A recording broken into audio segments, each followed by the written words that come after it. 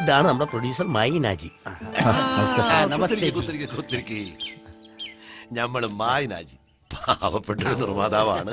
ഇത് Jamal Randathani, special jury award വരെ കിട്ടിയ സംവിധായകനാ.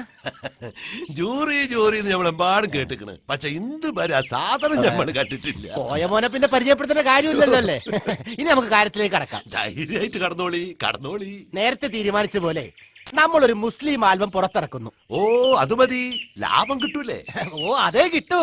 മായിനാജിക്ക് അറിയോ, ഈ CD കമ്പനിക്കാരെല്ലാം എന്റെ പുറകെ നടക്കുക. അതെന്താ നിങ്ങൾക്ക് കായ് കൊടുക്കാൻ? അതല്ലിക്ക, നമ്മുടെ ആൽബത്തിന്റെ വിതരണാവകാശം എടുക്കാനേ.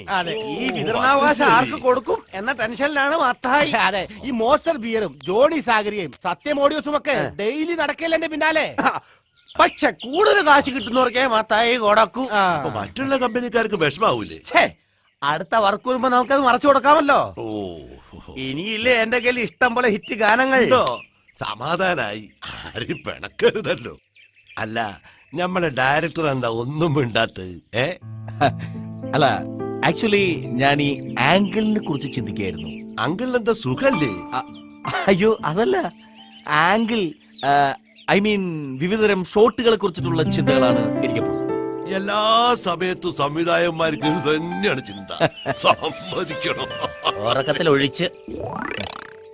ഏയ്, ചിലപ്പോ ഉറക്കത്തിൽ ഒരു ആംഗിൾ വന്നിട്ട് ഞാൻ എണീറ്റിരിക്കാറുണ്ട്.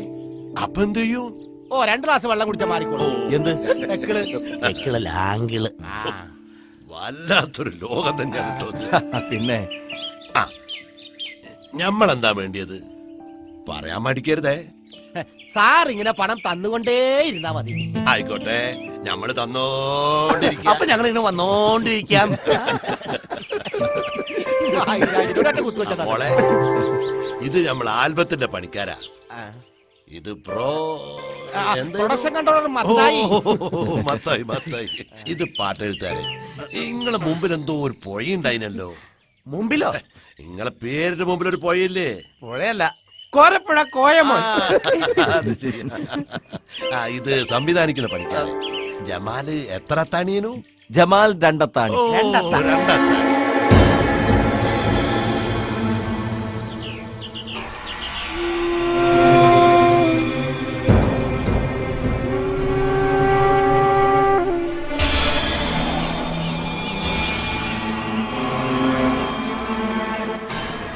കാണായിട്ടും പെണ്ണായിട്ടും ഈ ഒന്നേ ഉള്ളൂ.